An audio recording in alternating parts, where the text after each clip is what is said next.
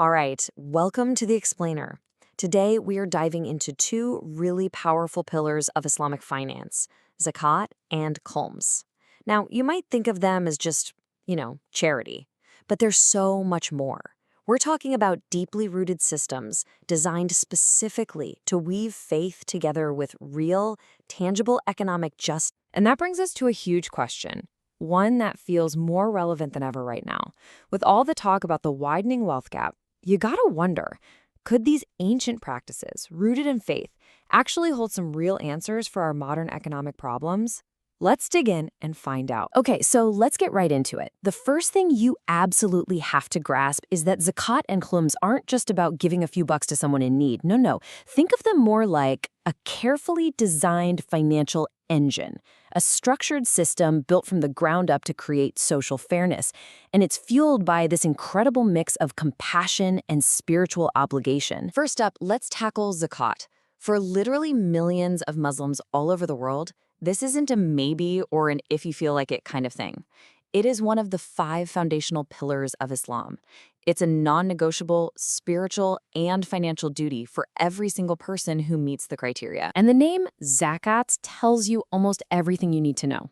In Arabic, it means things like purity, growth, and to cleanse. And that idea is just profound. The thinking is that when you give a part of your wealth away, sure, it helps other people, but the real transformation happens to you. It purifies the wealth you keep, and maybe even more importantly, it cleanses your heart of greed. So what makes Zakat so incredibly powerful is that it's doing 3 jobs all at the same time.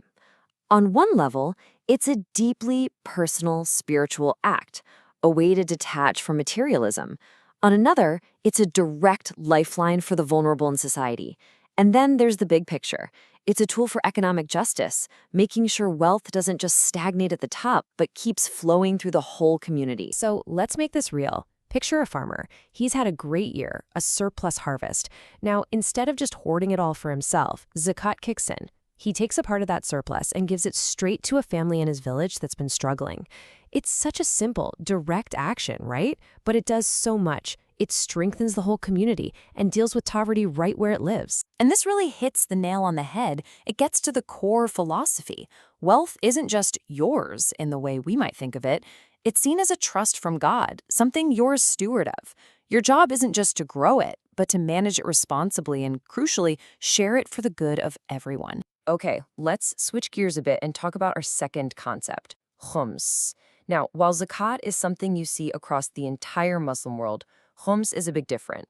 It's a distinct practice found mainly in Shia Islam, and it's designed for a very specific set of goals, really focused on supporting the community and its religious leaders. The first thing that jumps out about khums is the number, 20%, 1/5.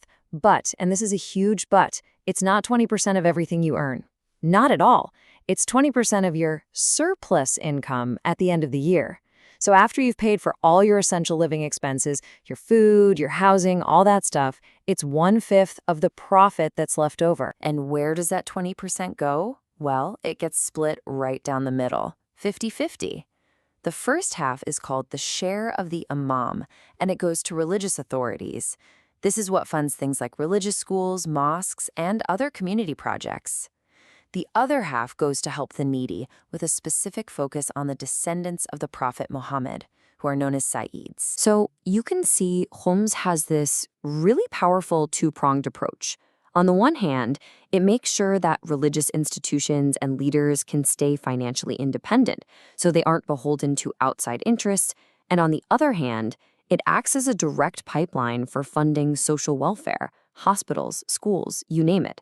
And it puts a check on huge amounts of wealth just piling up in one place. Let's do a quick practical example so this really clicks. Say a merchant has a good year, and at the end of it, after all expenses, she has a surplus profit of $10,000. Okay, so she calculates 20% of that. That's $2,000 for khums. Now for the split. $1,000 goes to her religious authority to support community programs. And the other $1,000, it goes directly to a needy Sayyid family to help with their expenses. See? Super clear, super direct. So we've got these 2 powerful systems, Zakat and Khums. Both are aimed at creating a fairer society, but they work in really different ways. So what's the best way to see the difference?